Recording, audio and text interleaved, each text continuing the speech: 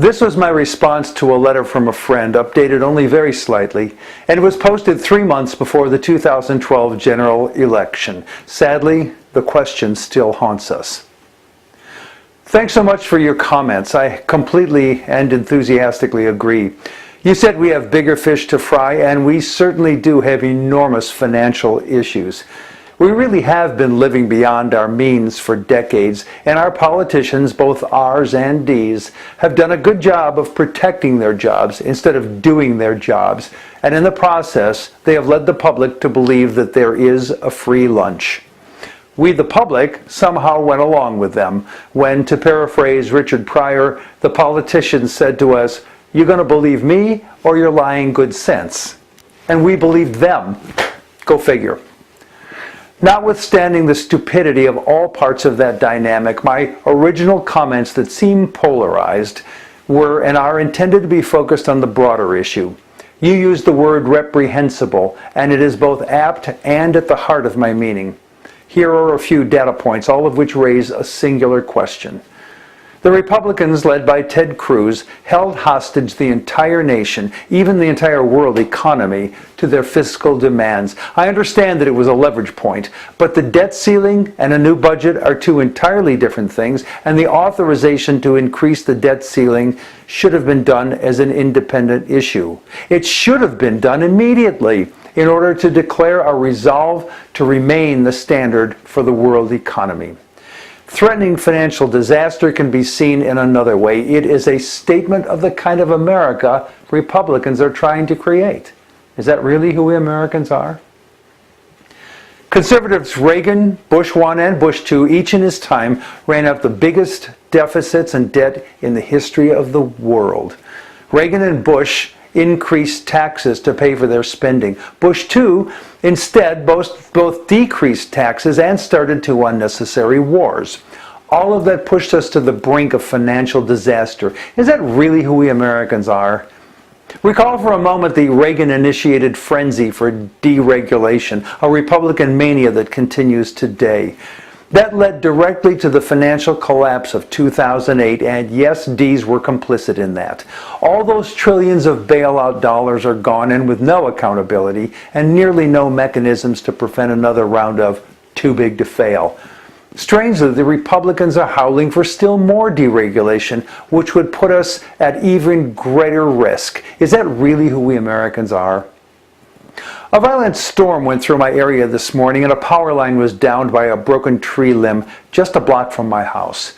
The police were out in the violent storm within minutes, cordoning off the area and protecting everyone from the continuous blast of 600 volts sparking and fire. Before heading to my basement due to a tornado warning, I saw more flames from another direction and called 911 and was connected to the fire department. I reported the situation, and a bunch of guys saddled up and headed out in a fire truck, this while most of us were huddled in our basements from the continuing storm. Consider, too, the school teachers to whom we entrust most of our kids' education, and those who drive snow plows through blizzards so we can go where and when we want. All these people protect and support us, including in dangerous situations and often in terrible conditions. They're also the people who the Republicans want to strip of some of their pay, their pensions, their right to bargain collectively, and the Republicans want to lay off a bunch of them too. In Wisconsin, Scott Walker wants to take nearly all of the savings from the heavy load put on the backs of Wisconsin cops, firemen, teachers, and others and give it to rich people. Is that really who we Americans are?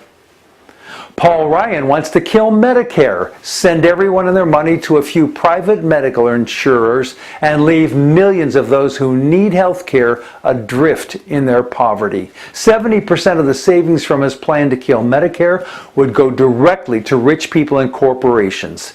Is that really who we Americans are? In Michigan, the Republican-controlled state government has decided that they have the right to take over any local governmental body in the state if the geniuses in Lansing decide that the locals need their help. Take a look at the Flint, Michigan lead-poisoned kids to get an idea of what a fine job those geniuses are doing. They have effectively stripped voting rights from entire communities and imposed a dictatorship on the state. Is that really who we Americans are? In Arizona, former Governor Jan Brewer and Sheriff Joe Arpaio enshrined discrimination into the law and into desert concentration camps. Is that really who we Americans are? Rand Paul says that it's immoral that we help the victims of Hurricane Katrina. That pretty much captures the America he and so many of the hair on fire R's want us to become. Is that really who we Americans are? The Republicans voted in lockstep to continue to give tax breaks to the biggest oil companies, which have created the greatest profits in the history of the world. Huh?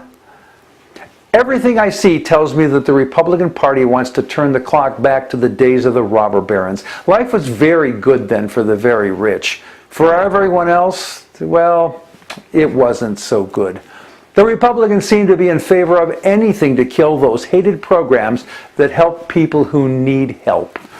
Yes, I know there are plenty of dim-witted and even self-defeating programs that never should have been started or which have long outlived their usefulness.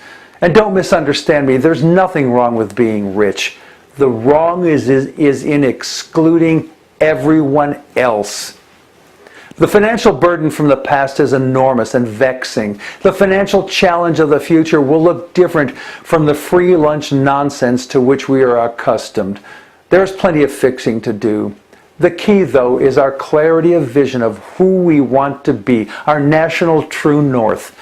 That direction is being decided right now, in part, by people doing reprehensible things. The reprehensible behavior is not one-sided, of course. The bulk of it that I see, though, comes from the right. I wish I could find one of those moderate Republicans you mentioned who has the backbone to speak what she or he believes, rather than what they thought would get votes from the base, and who would offer reasonable centrist views. I'm hoping that you are incorrect about them being extinct, but instead find that they're in hiding, waiting for the chest-thumping storm of temper tantrum insanity to pass. I will welcome an honest exchange that focuses on making a better America. At the risk of sounding melodramatic, I believe we are right now at an important crossroads in the battle for the soul of America. We are in a defining moment of setting a vision, a self-image of who we Americans really are. In my Money, Politics, and Democracy presentations, I break the news about our American vision in this way. We are crafting the America our children and grandchildren will inherit, and we're doing it right now. We better get about the task. We better speak up about the task, because if we don't make our voices heard, get this now, if we don't make our voices heard, people who want a very different America from the one you want will be heard, because they will be the only ones talking. So speak up in the comments section below this blog, with your friends, with your family, yes, even your crazy brother-in-law. Speak up, or you and your children will have to put up with what you've tolerated. I'm Jack Altshuler.